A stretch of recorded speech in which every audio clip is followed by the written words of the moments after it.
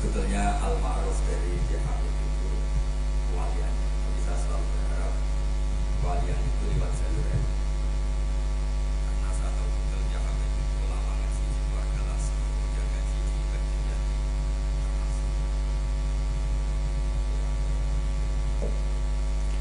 Bajinjati itu adik dari Kiai Mahfud Terus.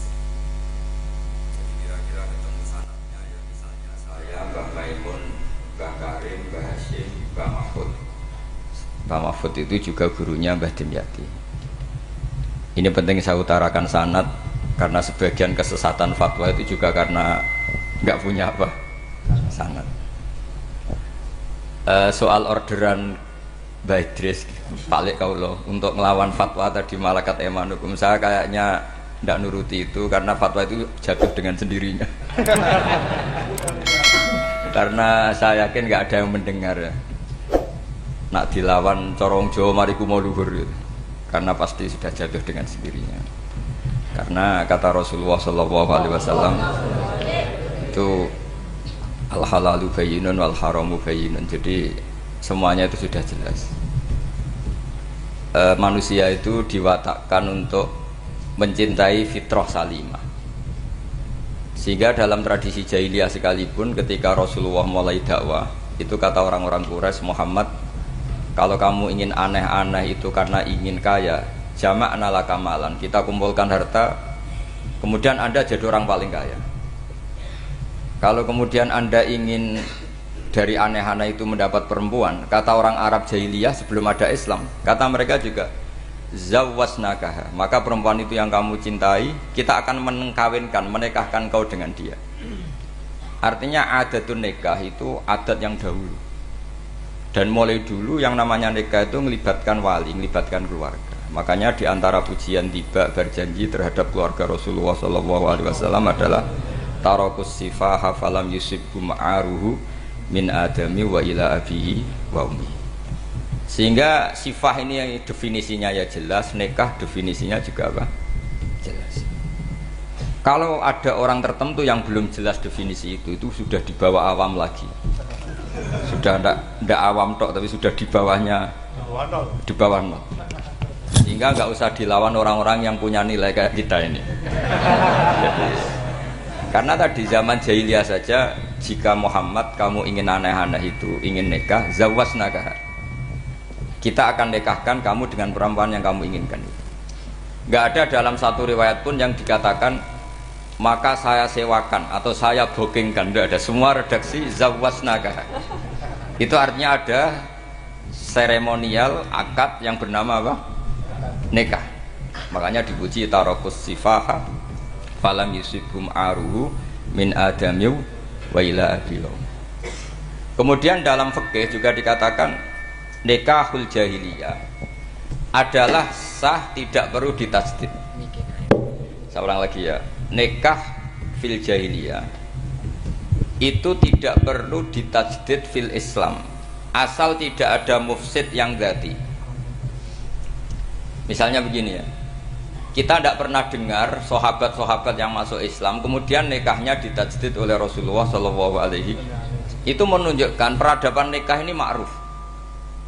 Kecuali nikah ada mufsid yang permanen, misalnya menikahi saudara kandung atau nikahi buliknya atau nikahi mbahnya, dan itu hebatnya nggak terjadi dalam kafir jahiliyah. Semua nikahnya normal dan dengan wali, sehingga Anda tidak perlu menyaksikan aturan-aturan fikih yang sudah dibakukan oleh ulama. Jadi nggak usah risau sama. Pokoknya sampean yakin saja ja'al haqqu wa zahaqal batil innal batila kana zahuqa. Nah kemudian ini yang makalah yang saya siapkan begini. Sekarang Indonesia itu dikepung oleh paham-paham keras. Sebetulnya untuk menghadapi paham-paham keras itu yang paling hebat tentu ilmu. Dalam banyak cerita, banyak saksinya juga. Pernah, ini masyhur sekali cerita ini. Saya Sya'rawi itu ketemu orang ekstrim yang mau ngebom orang-orang Islam yang sedang main di bar. Dugem lah kira-kira gitu. Karena di buminya Allah kok maksiat tok, ini baiknya mati aja daripada hidup, daripada ngeleng-ngeleng bumi gitu. Terus ditanya sama Syekh Sya'rawi, kalau betul mereka jadi mati, aina masiruhum, Lalu mereka mati terus kemana? Dijawab oleh ekstremis tadi, ya ilanar, karena mereka matu fi hinil maksiyah, mati ketika maksiat. Terus jawabnya si Sa'rawi, lalu kalau mereka akan neraka itu keinginan Rasulullah apa keinginan kamu? Apakah pernah Rasulullah itu berkeinginan umatnya mati masuk neraka? Ya enggak. Ya sudah, kalau itu tidak keinginan Rasulullah jangan lakukan. Itu kan satu ilmiah yang luar biasa. Rasulullah tidak pernah ingin umatnya mati dalam keadaan siap masuk neraka. Makanya tidak usah mati pas itu ya. Bener MC tadi, kalau mati milih tanggal dan milih tempat. Ya itu diantara pujian-pujian yang masyhur tuh, yang dulu sahabat ada yang muji Rasulullah itu, khuliqta mubarra'un min kulli aibin faka'an nama khuliqta kama tasa. Jadi itu sebenarnya makalahnya sahabat, tapi yang untung Mustafa Atif karena dapat uang banyak dari nyanyi. Jadi itu sebenarnya makalah normal dari pujian seorang sahabat, tapi yang untung Mustafa Atif. Mungkin yang untung juga pengundangnya karena ternyata abadi ya. Tapi itu makalah itu. Nah cerita Imam Sa'rawi tadi, Sa'rawi Sa'rawi Mutawali Sa'rawi ya. Mufassir itu. Saya punya kitabnya itu 27 jilid. Saya sebagai peneliti itu ya ndak tasdek amat karena saya butuh adit ya, butuh penguat itu. Dan penguat itu pula yang saya bawa ke sini. Ya ini saya baca terjemahnya dulu, nanti saya baca Arabnya supaya dapat barokahnya Rasulullah SAW sebagai Jami'ul Kalim. Nabi pernah didatangi seorang bedui. Bedui itu Arabi, orang kampung. Minta sama Nabi, karena Nabi itu udah orang kaya, tentu kira-kira saya bayangkan ya dikasih 50.000 atau 10.000. Si Arabi ini tidak terima, dan tidak terima ngomong di depan umum.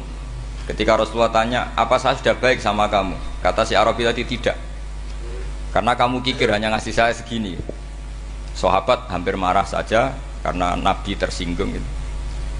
Tapi Nabi lalu mengajak orang itu ke dalam rumah. Kira-kira kalau Indonesia mungkin ditambah 200.000 atau 300.000. Kemudian, apa ini cukup?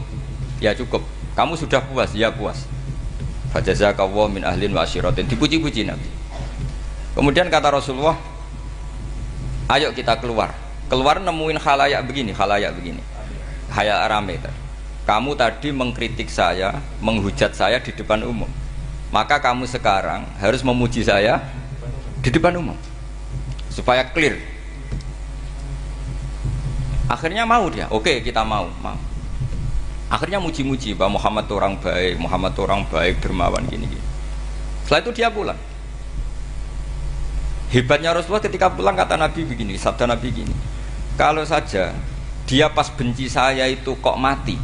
Saya ulang lagi, kalau saja dia pas komentari saya buruk tadi kok mati, maka dia mati sebagai min ahlin nar karena berstatus pencaci maki Nabi.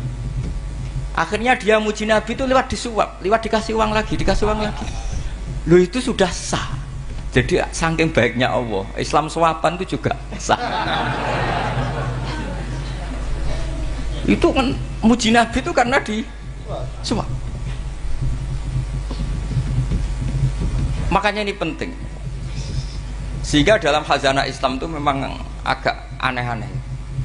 Jadi di antara ceritanya dalam hukum-hukum Islam itu ada orang fasiknya minta ampun, tapi minta karena iman sama hadis bahwa nanti kalau ada orang mati disaksikan orang dua, apalagi kalau 4 min ahlil jannah, maka dia min ahlil jannah. Itu dia fasiknya minta ampun, nyewa orang. Nanti kalau saya mati bilang saya orang baik. Betul. Setelah dia mati bayar. Ini baik. Satu kampung nggak ada yang percaya ini saksi bohong. Tapi sama Allah diampuni karena kesaksian suapan. Lalu berarti jenengan ngalalo suap ya ndak, saya tidak ngalalo suap, ngalalo sedekah. Karena sekarang kalau ada caleg bayar katanya sedekah. Ya sedekah terpaksa. Ini penting saya utarakan karena apa? Allah itu menilai itu tidak sama dengan pikiran kita. Makanya kubu sebelah itu terlalu ekstrem, memaksa Allah berpikiran kayak dia. Satu karena kurang ngaji, nomor dua ya tadi emosinya lebih tinggi ketimbang intelektualnya. Ini penting saya utarakan. Ternyata orang yang nyuap tadi apa nilainya plus, yaitu dia iman sama dawai Rasulullah SAW. Kalau yang namanya saksi itu penting, cuma dia mendapat cara itu lewat suap. Tapi kan iman Iman kalau dawuh Nabi itu benar, kalau ada saksinya pasti min ahlil jannah. Terus dia nyari saksi harus dibayar, ya dibayar. Sekarang sama iya 1 jutaan. Sekarang saya tanya di KPPS atau di mana-mana saksi pemilu itu dibayar enggak? Dibayar sah apa enggak? Sah. Jadi kadang kebenaran itu harus dibayar. Ini penting saya utarakan karena ada orang perempuan cantik dirayu, digaji supaya main di niklab, dibayar jadi orang maksiat. Lalu mungkin ada ustadz gaji dia, bayar dia supaya mondok. Gak tahu terusannya apa, terus dibayar apa enggak tahu saya. Pertanyaannya, ketika kamu bayar kemudian jadi santri, itu kamu dosa nyuap apa dosa sodako membiayai proses kebenaran? Sodako. Tapi kalau yang bayar untuk jadi pegawai niklab maka membiayai kemaksiatan. Maka pembiayaan ini penting secara fikih, arahnya kemana? Ke hak apa ke batil?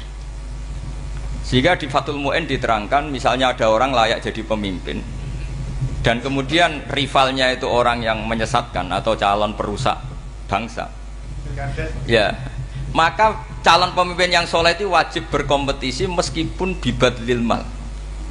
Karena kalau yang mimpin orang fasik, kampung ini rusak. Kalau yang mimpin orang soleh, kalau nggak bayar juga nggak jadi. Maka wajib bayar. Lah yang soleh bayar ini berstatus sedekah, tapi yang batil ini berstatus suap. Kenapa demikian? Karena yang namanya riswah atau ada yang baca ruswah adalah pembayaran untuk mengehakkan barang batil dan membatilkan barang hak. Sementara pembiayaan orang soleh adalah untuk memperkuat hak. Nah orang tuh nggak tahu, yang ngajinya ndak hatam-hatam tuh taunya pokoknya ar-rosi wal murtasi benar. Tapi nggak pernah mikir lalu definisi riswah atau ruswah itu apa. Ini bukan provokasi supaya semua calon bupati gubernur nyuap, ndak. Hanya nyuruh mereka sodako saja. Jadi kalau nggak jadi, tapi sodako betul ya, kalau nggak jadi ya tetap ikhlas, dari awal memang sodako. Lah soal gremeng ya bawaan manusia gitu ya. Ya nggak apa-apa, namanya tetap gremeng. Ini penting saya utarakan, makanya menurut saya itu bangga dengan Pak Hamid karena sepupu mbah saya itu karena alimnya. Meskipun banyak orang mensifati beliau wali dan memang wali betul, tapi saya tetap menstatuskan beliau orang alim yang dari kelaziman alim itu beliau wali. Jangan dibalik, wali dulu baru alim. Karena dalam beliau orang Lasem dan kaidah di Lasem itu fakullu alimin waliyullah walaysa kullu waliyillah aliman. Jadi kalau kaidah di daerah Jawa Tengah itu semua orang alim pasti wali, tapi kalau wali tidak mesti alim. Sehingga kalau menstatuskan alim itu keren, kalau di Jawa Tengah status alim itu keren. Dan soal keramat yang kaitannya dengan Mbah Mun itu masyhur itu dulu ketika Mbah Hamid santai-santai sama Pak D. Taifur sama keluarga lah. Beliau mau istirahat, kemudian yang datang Kiai Maimun, Mbah Mun zaman itu masih dipanggil Gus. Sopo pur, ada Pak Taifur di situ. Kata Pak D. Taifur, saya kalau manggil Pak D itu Gus Mun. Dan itu Mbah Hamid ngendikan rojulun alimun waliyullah. Itu orang lelaki yang alim yang waliyullah. Jadi beliau muji Mbah Mun juga alimun dulu, rojulun alimun wali. Ini penting saya utarakan karena kesanatan keilmuan beliau jelas dari beberapa keluarga di Lasem. Karena di daerah Fakhriyah itu yang tempat lahirnya Pak Hamid juga lahirnya mbah saya. Itu mbah-mbahnya sudah orang alim, termasuk Kiai Sidik Jember itu juga lahirnya di kawasan pondoknya Pak Hamid Fakhriyah. Kemudian Kiai Sidik punya anak yang namanya Ahmad Sidik yang jadi apa? Rois Am yang sekarang ada Gus Wirjon macam-macam, itu semuanya juga keluarga Lasem. Nah saya cerita keluarga ini penting bukan karena tafakhur atau tabai, bukan, karena Allah itu membuat satu tradisi besar memang lewat dzurriyyah. Sehingga Allah ngendikan misalnya ulaikal ladzina an'ama Allahu 'alaihim minan nabiyyin min dzurriyyati Adam wa mimman hamalna ma'anuh wa min dzurriyyati Ibrahim wa Israila wa mimman hadaina wastabaina. Karena tanpa dzurriyyah itu enggak ada tradisi, enggak ada kultur. Misalnya saya menjadi hafal Quran, dulu bapak saya itu tiap zaman Pak Hamid masih sugeng, yang semaan di sini itu pasti bapak saya, namanya Kiai Haji Nur Salim. Kadang diajak baca Quran di kamarnya Kiai Hamid. Karena kalau bapak saya itu mantu ponaan sama Pak Hamid. Itu dulu bapak saya memotivasi saya supaya hafal Quran itu gini, hak kowe kudu hafal Quran. Nak kowe hafal Quran, iku kepaten obor. Engko anak merapal luwih duwe alasan. Jadi kalau ada Gus tidak alim itu mesti salah bapaknya. Karena kalau bapaknya bisa baca Wahab, anaknya mau baca primbon tuh malu. Tapi kalau bapaknya sudah bacanya WA, anaknya jadi primbon. Era cucu sudah dukun. Era cucu sudah kayak Dimas Kanjeng, nanti itu pasti. Karena nggak ada rasa malunya. Tapi kalau bapaknya alim baca Wahab misalnya, juga qanaah, anaknya juga itu figurnya. Terus cucunya juga gitu figurnya. Makanya disebut dzurriyatam ba'duha min ba'd. Ini penting. Dulu Mbah Mun itu sering ngijazahi saya itu persis ijazahnya bapak, ijazahnya Mbah Hamid. Kalau punya amplop itu ya dibeda-bedakan, ini amplop dari tamu, ini dari pejabat, ini dari orang fakir. Sehingga penggunaannya juga sesuai itu, tidak serampangan. Karena dianggap amanat. Kalau kita salah tasarruf maka menjadi hisab. Kalau sekarang nggak salah dikumpulkan. Orang desa salam template wadol pitik kuru, wedhus kuru. Ambek guse tuku HP seri terbaru itu kan kasihan ya. Padahal sing salam template itu ibunya kerja di Malaysia. Mungkin gelantungan ngecat tembok di Malaysia. Hasil salam template digugus tuku HP terbaru itu kan nggak imbang. Nah tuku tasbih kan sumbut. Ini bukan nyindir tapi ngamuk. Jadi ini penting karena semuanya itu ada hisabnya. Walatus alunna yauma idzin anin naim. Karena tradisi ini harus kita teruskan ala qadril istithar.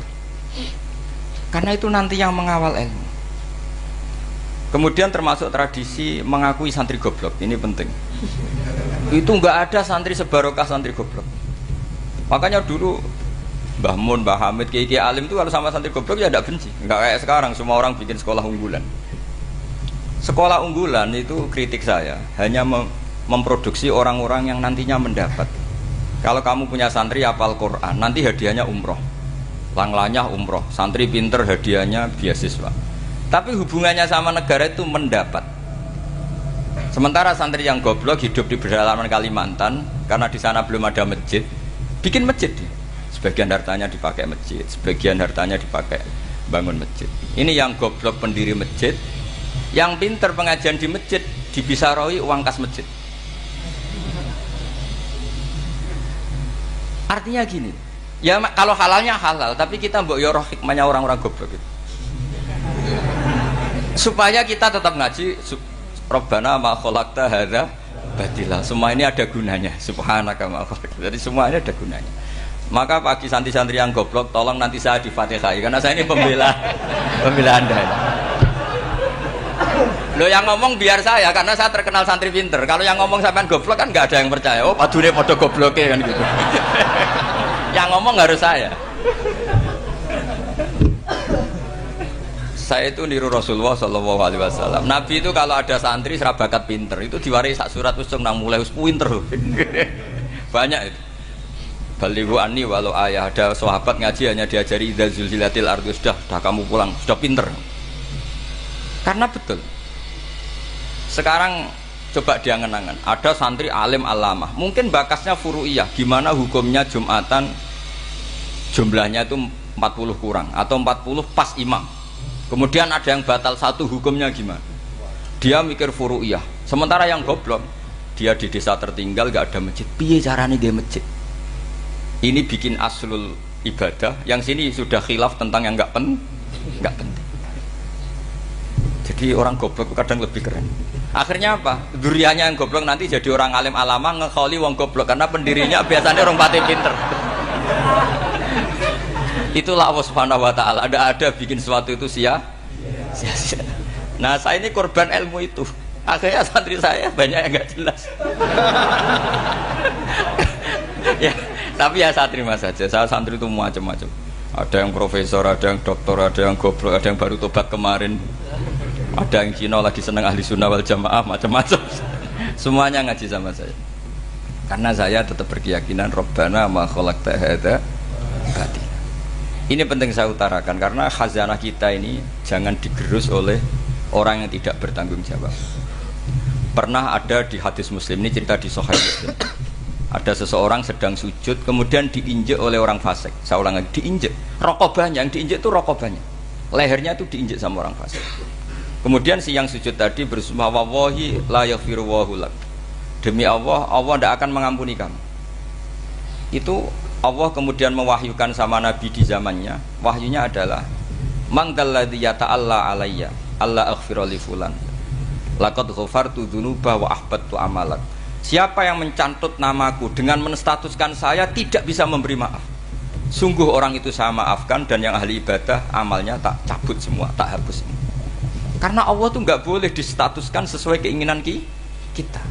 Kita sedang soleh terus mengatakan orang lain tidak soleh, Allah tidak akan ngampuni. Ngampuni tidak, itu wilayahnya Allah, dan Allah yaf'alu ma yasha, dan Allah berkali-kali memaklumatkan dirinya yaghfiru liman yasha wa yu'adzibu man yasha. Tapi ini kubu sebelah nyifati Allah hanya wa yu'adzibu, kubu sebelah kan gitu. Tidak pernah kalau Allah disifati yaghfir. Bagaimana Allah gak tersinggung? Allah selalu distatuskan yu'adzib.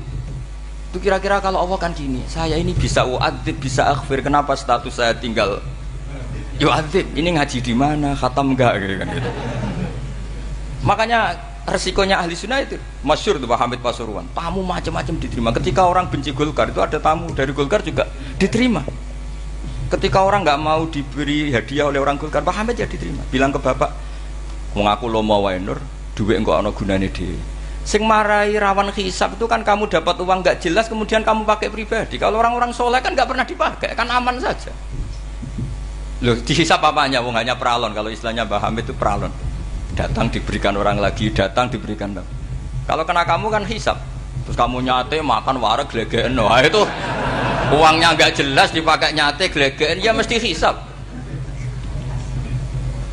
Kalau nggak jelas ya disedekahkan. Kalau ingin bebas apa?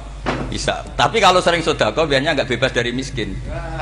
Tapi kalau kamu wali kan tetap kayak Pak Hamid itu masyhur bisa kok. Tapi kan nggak jadi miskin. Kamu nggak terkenal sakok tapi miskin. Ini nggak wali. Ini penting. Jadi kebanyakan orang ekstrim karena mensifati Allah Ta'ala itu hanya dengan status yu'adzib, tidak dengan status yaghfir. Dan itu mereka harus ngaji lagi. Kurang apanya Rasulullah SAW? Nabi sebagai manusia benci sekali sama pembunuh Hamzah karena qatilu ahabbin nasi ila Rasulillah, yaitu sama Wahsy. Siapa yang nggak tahu Wahsy? Qatala ahabban nasi ila Rasulillah, itu qatala Hamzah. Dan ketika Nabi nyuwun sewu maksud no Wahsy, Allah malah nurkan ayat laisa laka minal amri syai'un aw yatuba alaihim. Ada pilihannya aw yatuba alaihim. Apa yang terjadi? Justru Allah mentobati Wahsy. Memaafkan Wahsy, mentobati Wahsy. Ada sahabat yang dipuji Nabi Hamamatul Masjid, akhirnya su'ul khotimah. Kita tahu ceritanya siapa? Sa'labah. Makanya kata Mbah Mun sering cerita ke saya, banyak orang darani saya itu tidak jelas, kata Mbah Mun, karena saya sama siapa saja baik, sehingga banyak yang nuduh saya itu tidak jelas.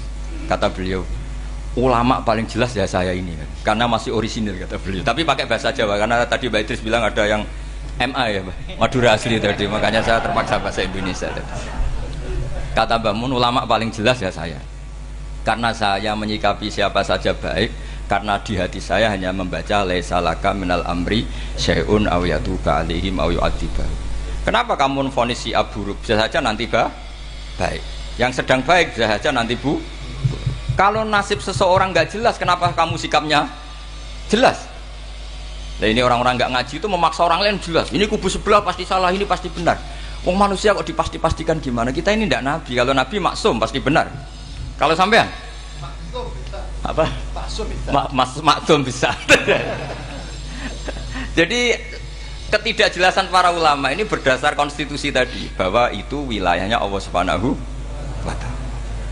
Ini penting saya utarakan. Jadi penting sekali. Jadi orang yang sedang fasik sekarang bisa saja nanti tobat. Yang sedang sekarang soleh bisa saja nanti masalah.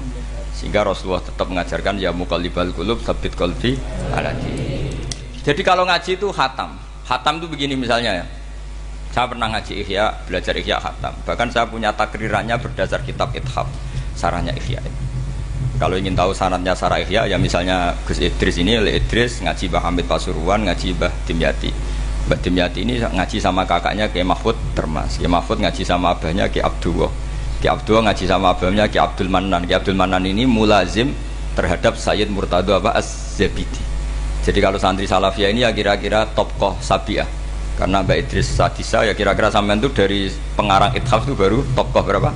Sabiah, masih keren. Turun pitu. Masih kaya lah. Lah kamu kok miskin? Turun ke 8 katanya. Jadi nanti kalau masih keren. Itu sampai ngaji kitab kalau khatam, saya ulang lagi kalau khatam.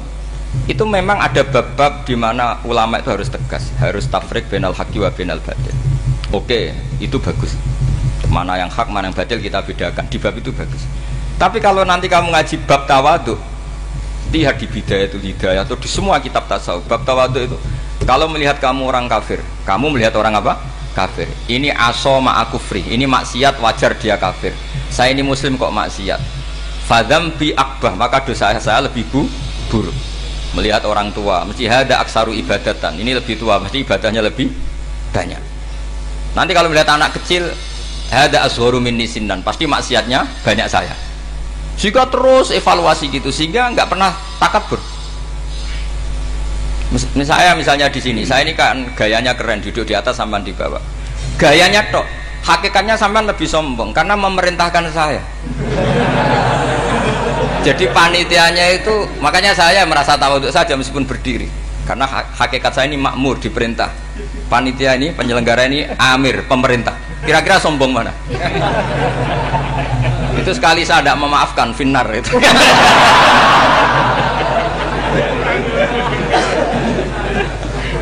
Tapi insya Allah tak maafkan lah.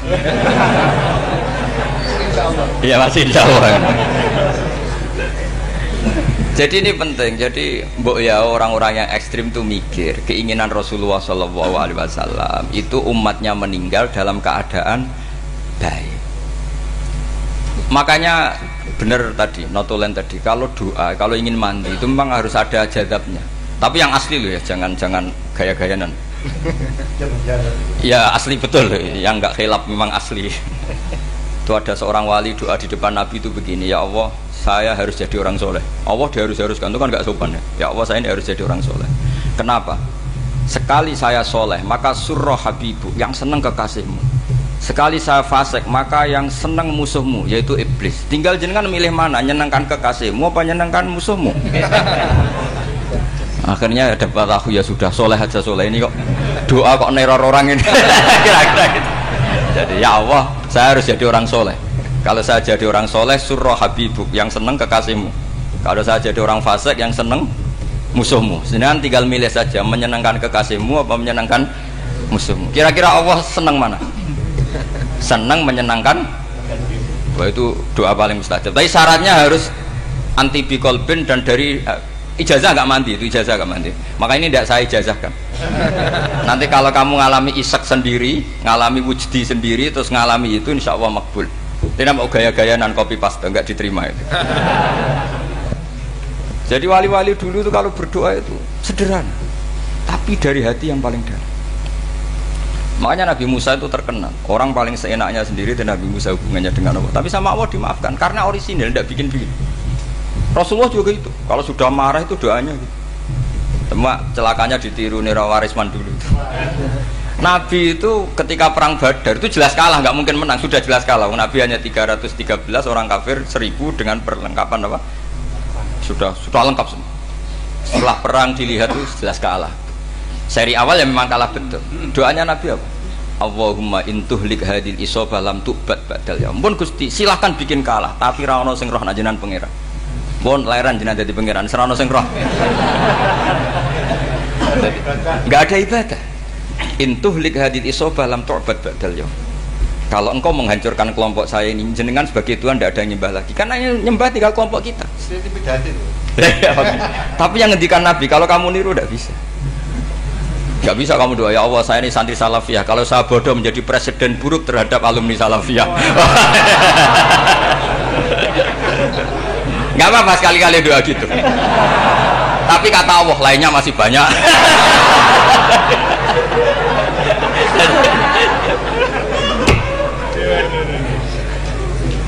Tapi itu syaratnya tadi harus ada al-wujdi wasima. Jadi makanya Imam Ghazali punya kitab al-wujdi wasima.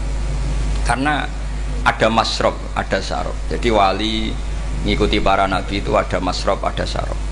Sehingga perasaannya itu beda. Saya punya sekian contoh. Makanya tadi saya bilang di sini yang cerita nanti tak baca Arabnya ya, tabarruk dengan jamil apa? Salim. Jadi Nabi menyontohkan gini ya. Hubungannya Nabi dengan umatnya itu kata Rasulullah ibarat orang punya unta atau sapi yang susah, yang sarodat itu berat. Kalau bahasa sini apa begitu? Yang larat ya Pak? Melayu. Terus orang-orang lain ingin membantu, kubu sebelah ingin bantu, tapi ketika mereka ingin bantu malah unta ini tambah lari karena asing. Semua selain pemiliknya ini kan bagi unta itu asing. Jadi mau dibantu ditangkap tambah lari karena ini orang asing semua. Ngajinya agak jelas, asalnya agak jelas, tapi mau ikut umat Islam ini asing semua. Akhirnya kata Nabi yang punya unta itu tadi datang, kemudian ngambil rumput, terus unta itu dipanggil, kemudian unta itu ngikuti. Kata Nabi, ibarat saya seperti itu. Kalau saya yang memimpin Islam, saya yang merawat umat saya, maka umat akan mudallalah, akan nurut. Tapi kalau yang rumat kalian, malah Islam menjadi kacau. Kenapa menjadi kacau? Karena tadi nyifati Allah saja salah. Orang Islam baik dihukumi kafir hanya karena tahlilan, hanya karena manakiban dihukumi kafir. Sekarang inginnya Nabi orang menjadi muslim apa kafir? Inginnya Nabi orang menjadi muslim apa kafir? Muslim. Lalu gara-gara melakukan perilaku tertentu dihukumi kafir. Iya, ziarah wali songo musyrik, nyekel patok musyrik. Katanya minta sama mayit. Padahal saya andekan jadi mayit itu diziarahi sampean enggak seneng. Enggak senengnya karena ya kadang murid itu jari gurunya ya kurang ajar. Masa gurunya dibilang gini, ya Allah, ingkana musinan fazid fi isani, wa ingkana musian fatajawaz andu. Kata gurunya, soleh tenan darani ingkana. Makanya saya tidak suka zaman ziarah ke saya. Kecuali doanya ditasihkan dulu ke saya. Makanya nggak boleh ziarah itu pada Nabi, bisa murtad kan? Coba itu baca di depan Nabi, murtad gak? Ya Allah, kali ini baik maka gini, kalau buruk. Masa Nabi baiknya ingkana? Lah orang-orang yang menyerang kita kan, itu nggak ada zaman sahabat doa seperti itu. Ya mesti nggak ada, mana mungkin sahabat baca itu di depan Nabi.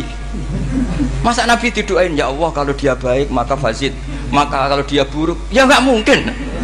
Lah mereka nyerang kita itu nggak ada dalam sejarah sahabat. Ya sahabat kok nahlili Nabi itu gak Nabi, mau didoain maghfir lahu. Kan ngenyek kanjeng Nabi jadi ngono maghfir lahu. Ya mesti saja sahabat gak akan tahlilan. Yang kabudut itu Rasulullah, bahkan diistilahkan kabudut saja salah. Intaqala ila rafiqil ala. Nah kalau sampai harus ditahlili, kalau enggak yang rokok betul. Amalnya pas-pasan, dosanya berkelanjutan. Kondak gimana? Punya tanah warisan yang hasil ngerebut milik orang lain. Kamu sudah mati, dipakai anak cucumu. Ini berkelanjutan enggak dosanya? Berkelanjutan, berseri-seri. Mereka kalau nyerang kita kan sahabat tidak melakukan itu untuk Nabi, ya nggak mungkin lah sahabat mendoakan itu pada Nabi, kan nggak mungkin. Coba kalau kamu jadi mayit, terus kamu gurunya, terus ada murid kamu bilang Allahumma ingkana musinat fazid fi isani wa ingkana musian fatajawaz anhu. Mesti kalau kamu bisa bangun. Ya Allah, cong meyakini saya soleh itu masih ingkana. Kalau guru saya soleh maka, kalau guru saya buruk maka, itu kan taklek namanya Pak. Itu kan kurang ajar. Loh, saya tidak pernah doa gitu di depan Pak Hamid Pasuruan, tidak pernah.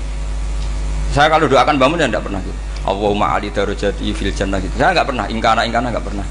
Karena andekan itu saya juga sama kok. Cuma kalau ada orang doa di bangun gitu ya karena orang lain ya tak biarin. Tapi saya tidak bilang amin, ya biarin aja sudah. Tapi kalau santri sarang nggak usah lah doa ya apa? Ingkana kok. Mosok meyakini solehnya gurunya kok nunggu apa? Ingkana. Ini bukan ijazah, ini marah ini. Jadi pelurusan ini. Saya ulang lagi, ngaji itu harus khatam. Pentingnya khatam tadi, kalau di bab tafriq bainal haqqi wa bainal batin, akan kubu sebelah ini benar karena tegas. Tapi kitab itu tidak hanya bab itu, juga ada bab tawadhu. Di bab tawadhu itu, misalnya kita melihat orang kafir, ini wajar maksiat kan dia kafir. Masa saya mukmin maksiat? Dan ini kafir bisa saja nanti husnul khotimah, saya muslim bisa saja su'ul khotimah. Jika tetap tawadhu, melihat yang lebih sepuh ini aksaru ibadatan minni, melihat yang kecil asghar berarti aqallu maksiatan minni, sehingga melihatnya itu tawadhu. Jadi kalau di bab tawadhu semuanya orang itu mungkin. Nah di sini Rasulullah SAW mengajarkan, ketika malaikat Jabal bilang, Muhammad, orang yang mendustakan kamu saya tungkepi gunung biar mati semua. Kata Rasulullah, saya berharap keluar dari tubuh mereka min aslabihim, dari keturunan mereka orang-orang sing mukmin. Sudah karuan kafir saja Nabi tidak berhenti berharap. Jangan-jangan nanti keturunannya mukmin, dan itu betul. Kita tahu Abu Lahab punya anak Darroh itu mukminah. Abu Jahal punya anak Ikrimah juga mukmin. Dulu Walid bin Mughirah musuh besarnya Rasulullah punya anak Khalid bin Walid. Sekarang orang-orang yang abangan nggak hafal Quran, kadang anaknya hafal Quran lewat program PTPQ, kadang yang hafal Quran malah anaknya nggak hafal. Makanya kalau pas wisuda sampai bingung, gurunya itu sampai nangis. Kenapa nangis? Ini anaknya orang nggak hafal Quran tak wisuda hafal, saya gurunya nggak hafal kata. Lah kenapa bisa jadi hafid? Karena guru sewaan kata. Itu banyak sekali. Ini penting saya utarakan supaya ekstremitas itu berkurang. Logika-logika yang dibangun ulama itu ngikuti riwayat. Agama itu ngikuti riwayat, bukan sekedar akal. Saya punya contoh ketika kitab Ihya menutup kitabnya, yaitu Imam Ghazali. Itu ada dua orang. Ini di akhir kitab Rojak dan dipakai nutup kitab Ihya sebagai rojaknya Imam Ghazali. Ada dua orang min ahli nar dipanggil sama Allah. Ini sekaligus ijazah. Kali ini ijazah betul. Yang dipanggil ke surga itu masih muqayyad dan biangkalil jahim, masih muqayyad, masih dibelenggu sama atribut neraka. Bersama Allah ditanya, dia jong kabarin rokok, wah syarro makan dan kustimun rokok jenang takok, sekarang ra enak jen. Terus kata Allah, ya sudah kamu kembali ke sana karena kamu memang orang fasik. Itu lari, semangat mau ke neraka. Ini ijazah. Semangat disuruh kembali ke neraka itu semangat lari.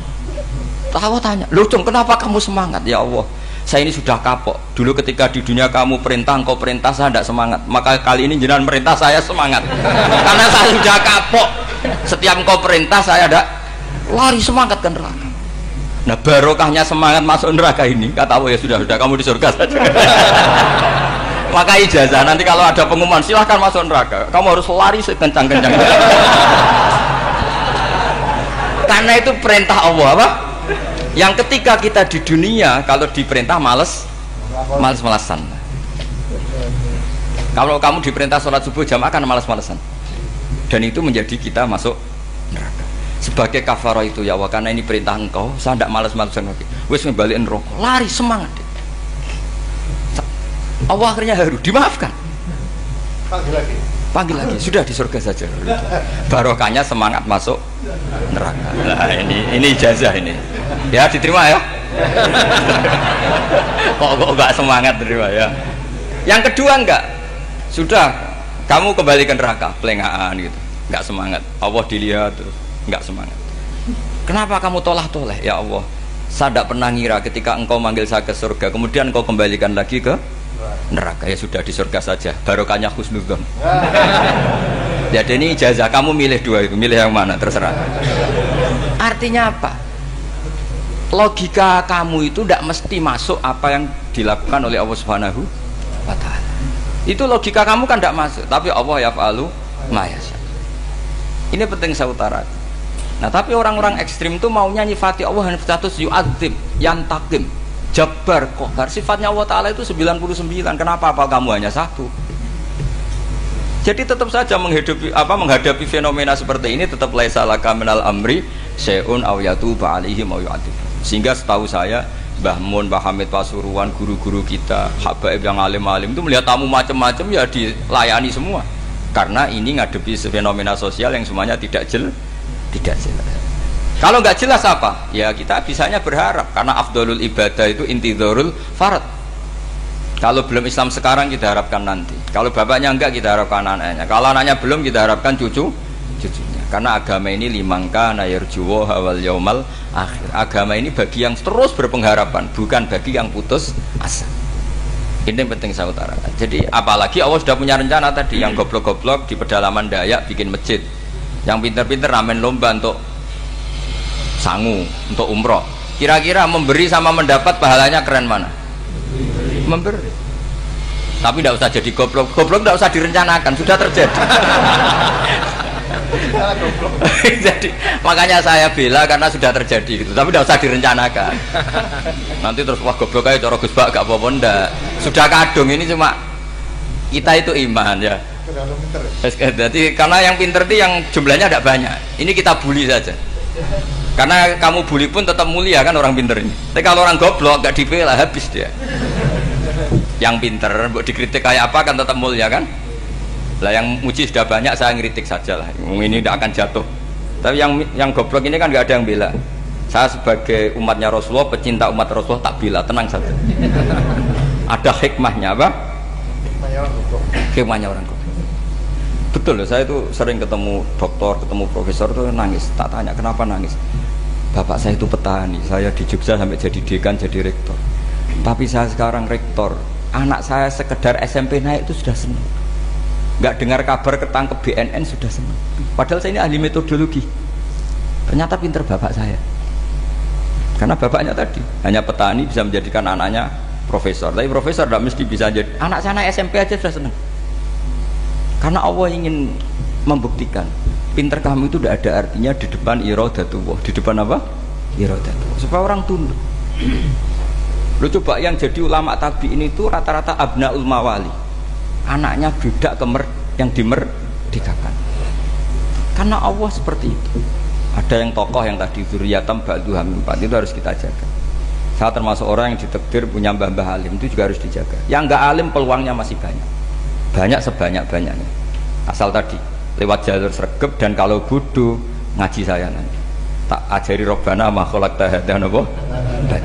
Karena ayatnya gitu, min dzurriyyati Adam wa mimman hamalna ma'anu wa min dzurriyyati Ibrahim wa Israil. Terus terakhir ditutup wa mimman hadaina wajtabaina. Itu umum. Tidak jalur nasab. Siapa saja yang hadaina wajtabaina. Ini penting saya utarakan. Jadi ini sebagai penutup tak baca teks Arabnya supaya kita dapat barokah jami'ul kalim. Karena sebarokah-barokahnya bahasa Jawa atau bahasa Indonesia masih barokah bahasa Arab. Cuma kalau tidak saya terjemah dulu, nanti saya baca ini kamu amin amin dikira doa aja sih. Makanya ini diterangkan dulu biar gak korban apa diamini. Karena saya ini pernah Jumatan di satu kampung, imamnya itu sepuh. Imamnya sepuh, khutbah itu gak selesai karena dia gak bisa menyelesaikan sesuai teks di bukunya itu. Yang belakang mangkel terus amin amin. Akhirnya Pak Khotib ngadeg lagi, cungkurung doa, cungkurung.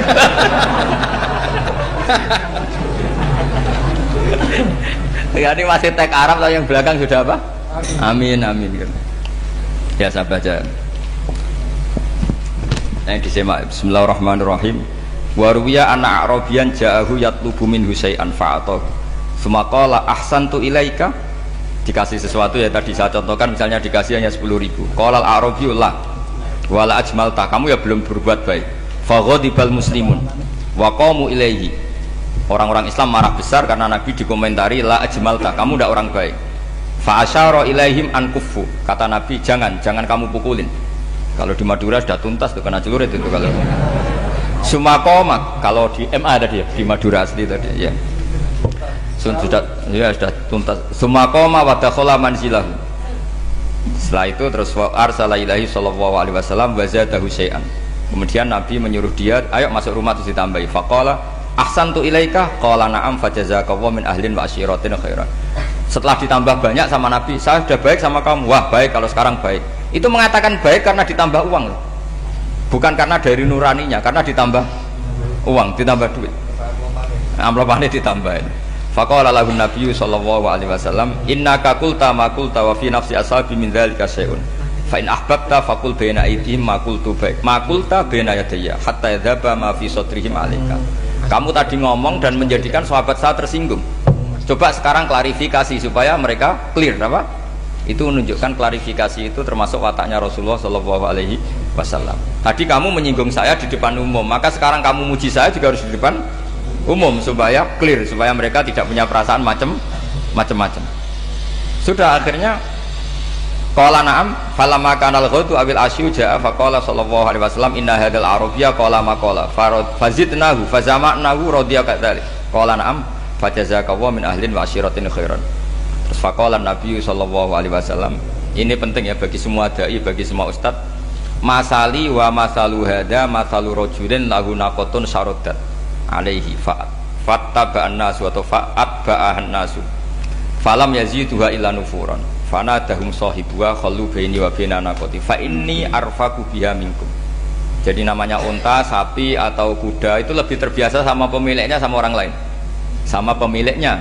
Kalau orang lain ikut mantu ketika berat malah tambahlah lari. Sama, kiai sama umat itu, kalau kiai kan punya syafaqah sama umat, maka inginnya umatnya dimaafkan. Tapi kalau kubu sebelah inginnya mengkafirkan, mendosakan, membid'ahkan, itu bisa diharap nggak umat mau kembali, malah lari. Makanya saya pernah ngalami ini serius. Ada orang tukang ngafir-ngafir nawang NU gitu. Di majelis, satu majelis dengan saya. Singkat cerita, saya NU pinter, waya jamaah duhur itu waya sholat, ayo jamaah, aku gak sholat. Kenapa? Kafir sholat bareng. Gak wajib wong kafir sholat. Tidak usah kafir, sholat saja. Mereka itu kan omongannya ta'arud, mengkafirkan kita tapi mewajibkan kita sholat. Sholat wajib gak bagi orang kafir? Gak wajib. Berani gak mereka mengatakan yang dikafirkan tidak perlu sholat karena sudah kafir? Berani gak kira-kira? Gak berani. Jadi omongan mereka itu paradoks semua, karena memang gak pernah ngaji. Gak pernah apa? Gak pernah ngaji. Ngajinya betul-betul gak pernah khatam tadi. Ya, jadi kata Rasulullah, fa inni arfaqu biha minkum wa a'lamu fatawajjahala baina yadiha fa akhudhala minkum mil ardi faradda hatta ja'at wastanaqat wa shadda 'aliya rahlaha wastawa 'aliya wa inni law taraktukum kaqaulihi. Terus ya sudah seperti itu. Faradda hatta ja'at wa shadda 'aliya rahlaha wastawa 'aliya wa inni law taraktukum terus itu walhasil itu terusannya hadis itu, kalau saya membiarkan dia dengan keyakinannya tadi mengkritik saya dan dia mati, maka dakholan. Jadi intinya gini, seneng Nabi dibayar itu sah. Seneng Nabi dibayar itu sah. Seneng Nabi dibayar itu sah. Jadi ya kalau ada maulid terus kiainya ngasih makan-makan terus menjadi seneng Nabi karena ada Bukharinya, itu juga sah. Ono zaitune sah. Terus kiainya seneng karena untuk amplop juga sah. Jadi ini sudah ini sama-sama sah. Karena untuk kebaikan selalu sah.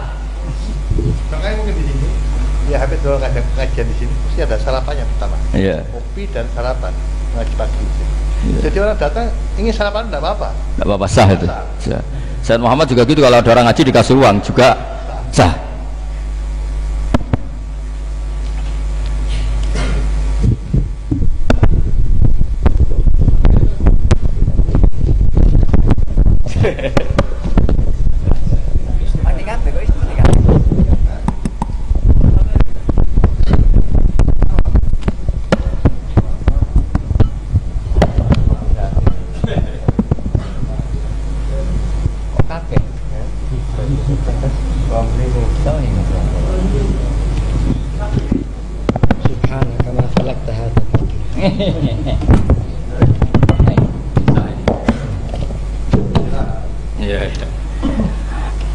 Ya, jadi ini jelas ya, jadi riwayat ini jelas. Kemudian riwayat yang ada di kitab Bukhari, ketika Rasulullah didustakan, dibuli, ini wa ana mahmum ala wajhi falam astafik illa wa ana biqarni sa'alib, yang di bawah garis itu ada yang di Bukhari. Farafatu rasi fa idzan ana bi sahabatin qad adallatni fa nadartu fa idzan fiha jibril fa nadani fa qala inna wa qad sami'a qala qaumika laka wa maraddu 'alaika wa qad basa ilaika malakal jibal litamurahu bima syi'ta fihim fa nadani malakul jibal fa sallama 'alaihi tsumma qala ya Muhammad fa qala dzalik bima syi'ta in syi'ta an udbika alim al-akhsaban fa qala Nabi sallallahu alaihi wasallam bal arju ayyukhrijawahu min aslabihim ma ya'budu wa wahdah la yusyriku bihi syai'an. Jadi Nabi menghadapi yang sedang kafir saja nggak putus asa, bisa saja mereka nanti melahirkan anak-anak yang Islam. Jadi kalau ada kiai menghina orang kafir itu jangan melihat kiai kok kancanan wong kafir. Yang benar itu kiai yang penuh harapan, sehingga sama orang kafir saja berharap. Tapi sekarang enggak, kiai kancanan wong kafir, kiai kok kancanan wong fasik. Logikanya dibalik, kiai nelateni wong kafir nak menawa anak turune masuk Islam, kiai nelateni wong fasik anak menawa dadi soleh. Logikanya harus seperti itu. Nah, soal perang itu beda. Perang kan mereka sudah menstatuskan diri ingin bunuh kita, tentu kita harus berani untuk mempertahankan diri. Tapi kalau kondisi normal tidak bisa seperti itu. Ini kan kondisi normal. Itu Rasulullah ya nggak boleh, karena tadi bahkan kalau saya pernah ngaji ini di Sidogiri, pernah cerita Rasulullah jejer Nabi Nuh, ada seorang wali, pasnya Abu Hasan Asyadili. Siapa Abu Hasan apa? Asyadili. Mimpi ketemu Rasulullah jejer Nabi Nuh. Kemudian Nabi Nuh itu digojlok sama Rasulullah. Kamu pernah maksudkan kaum kamu, bisa saja fi aslabihim atau fi zuhurihim ada nasamatan sing tu'minu billah. Sekarang misalnya begini ya, ini orang kafir.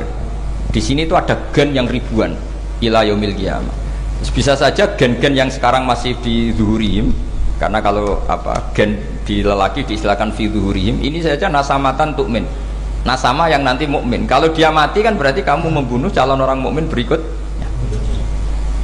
Tapi ya sama. Tapi kalau kamu bilang dibiarkan, bisa saja ini ada nasama sing calon kafir, berarti kamu membiarkan kekafiran. Nah di sini hebatnya Allah. Allah bikin Nabi Nuh mewakili istihad potensi kekafiran berlanjut, sehingga beliau bilang wala yalidu illa fajiran kafaro. Paham ya kan? Rabbila tadzar alal ardi minal kafirina dayara innaka intadzarhum yudillu ibadaka wala yalidu illa fajiran kafaro. Logika itu terwakili oleh Nabi Nuh. Logika bisa saja ini ada nasamatan untuk minubillah, itu terwakili oleh Rasulullah. Bal arju ayyukhrijawahu min aslabihim may ya'buduwaha wa la yusyriku bihi syai'an. Kayak apa untungnya kita jadi umat Rasulullah sallallahu alaihi wasallam? Masalahnya Nabi Nuh gak Nabi Nuh, Nabi Muhammad. Jadi kira-kira istiadat kamu ikut Nabi siapa? Kalau main hantam ya ikut Nabi Nuh. Kalau main rojak berharap Nabi Muhammad. Ya sudah, sampean ikut mana? Nabi Muhammad. Ini penting saya utarakan supaya apa-apa itu terukur lewat ya, pokoknya istilah kayak Wali Songo yang tercerminkan sampai ke kita kayak Pak Hamid, karena Pak Hamid ini sanadnya secara gen itu sampai Sunan Bonang, di silsilah itu sampai Sunan Bonang. Saya punya catatan nasabnya Mbah Hamid Pasuruan sampai Sunan Bonang, ditulis Mbah Khim itu ya, pas 40 harinya Mbah Hamid itu silsilah itu. Saya kira demikian, saya mohon maaf atas semua kesalahan. Wah, baru mulai.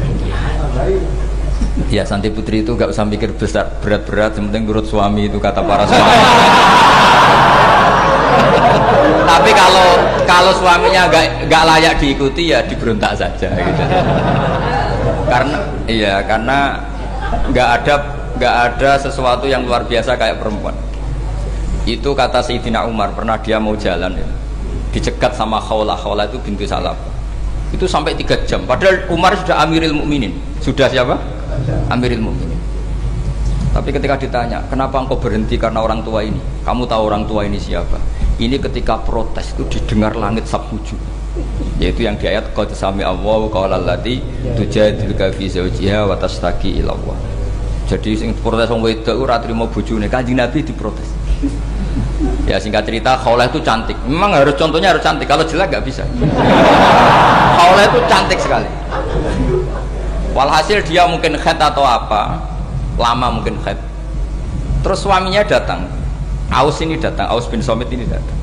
Melihat istrinya pas sujud. Di semua teks riwayat fa'ajabatu ajizatuha. Makanya gambarannya harus cantik. Enggak usah diterjemah ya, fa'ajabatu ajizatuha. Singkat cerita, Aus itu minta dilayani saat itu juga. Si Khawlah nggak mau karena sedang ibadah. Engkok sih mas kok dalu. Enggak, kok sekarang. Saking mangkelnya karena agak kesampaian. Ya orang lanang kan gitu, mesti kotor kalau nggak kesampaian. Terus Zuhara minha, dia melakukan dihar. Anti aliyah ka dhuhri ummi. Dulu dihar dalam hukum jahiliyah adalah tolak.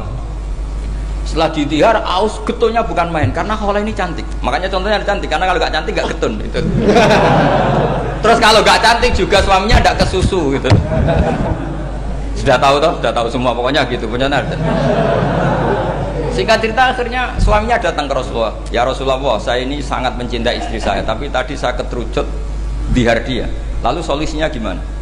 Ini karena tambahnya khas perempuan, kata Mbak Idris, ya sudah tak turut, ini khas perempuan. Kemenangan partai apa? Perempuan. Tapi tidak PSI, ini kemenangan partai perempuan. Kata Rasulullah, sementara hukumnya begitu. Kalau dihar itu biman zilatit tolak. Ya sudah, kamu nggak bisa kumpul lagi sama dia. Istrinya dikasih tahu, protes. Apa? Hukum apa-apaan itu? Diparani Rasulullah. Ini hukum tidak benar ya Rasulullah. Ya tapi setahu saya hingga detik ini saya sebagai Nabi hukumnya baru begitu. Nggak benar. Dibuantah terus sama Nabi diancam gini. Kalau engkau tidak bisa memutuskan, tak laporkan Allah.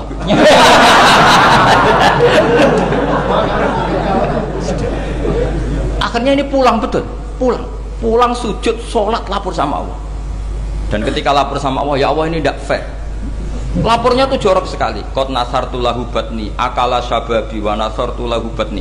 Akala sababi, muda saya sudah dihabiskan sama suami saya. Wa nasartu lahu batni, tidak usah diterjemah. Tapi ketika saya sudah tidak muda, sekarang saya mau diceraikan lewat apa? Jihad. Terus wa innali auladan, saya ini punya anak banyak. Indomam tuhum ilayya jauh. Kalau saya rawat pasti mereka kelaparan. Karena saya miskin, saya seorang perempuan. Tapi wa indomam tuhum ilaihi do.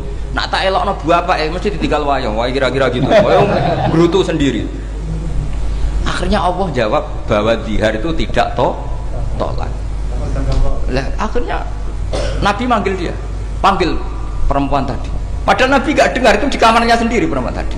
Terus qad sami Allahu qala allati tujadiluka fi zawjiha wa tashtaki. Itu semua teks ya tujadil. Allah mendengar perempuan lati itu perempuan tujadiluka sing madoni kowe Muhammad. Nek ada dadi kiai dipadoni wedok enteng, Nabi saja dilabrak. Wes musuh perempuan tuh repot. Nabi dilabrak. Sampai jadi surat Mujadilah. Makanya saya kalau baca Mujadilah dan baca Mujadalah, ini kaitannya dengan tasrif. Jadalah yujadilu mujadalatan. Karena sekali nggak bisa tasrif nggak sah jadi mufassir. Ya jadi kalau kafaro ya kafiru ya takfiron. Iya. Kira-kira kan gitu. Fa'ala yufa'ilu ya kafilan. Jadalah yujadilu mujadalatan. Jadi kalau mujadalatan itu masdar.